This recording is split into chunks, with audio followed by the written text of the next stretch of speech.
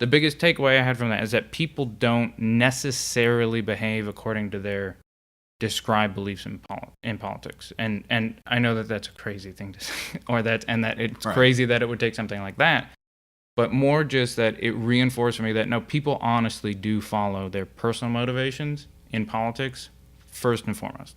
As that's my takeaway from that.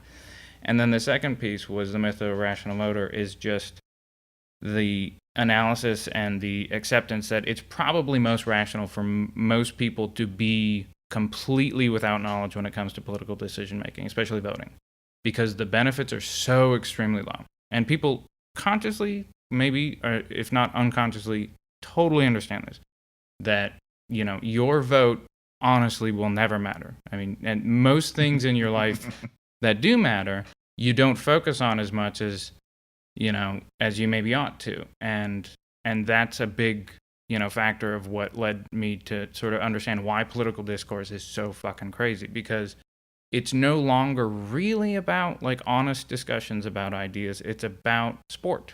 It really becomes a team sport more than anything else, because if you don't have any cost to being wrong, it's so much more fun for people, really, if you run through this sort of logic of, you know, how it works. It's a lot more fun for people to do team sport, to just pick the Blues because they like the Blues, you know, and just pick the Reds because they like the Reds. And it doesn't really matter if you're wrong. I mean, this is kind of why you see people that are really just completely not fazed by evidence. It doesn't really matter to anybody on the right that, like, gay people aren't coming to do anything to you. I mean, it's honestly, it's, you know, like, what, you're for personal liberties, you're for, like, don't take my guns, leave me alone. But it's like, that guy's having sex with another guy. Like, what's that?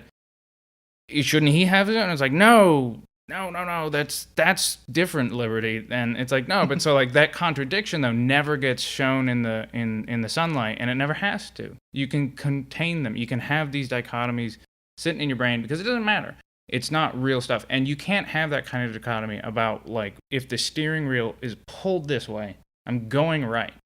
Like, you can't just have it like, no, when I pull left, I go right. It's like, no, you're going to die. Like, that kind of stuff very quickly actualizes in the real world and has severe consequences. And that's part of why I sort of stopped talking about politics generally, and I left economics, because I honestly think that most political actors you talk to, most people you go around talking to, it's kind of like you're always dealing with a social terrorist that can at any given moment just sort of take and be like, I'm fucking crazy. I'll go to the nth degree on this nonsense because it doesn't matter to me, and it doesn't matter to most people. So that was, those two sort of political economy analyses were the biggest things kind of leading me to stop giving a shit about most of this kind of stuff. Right.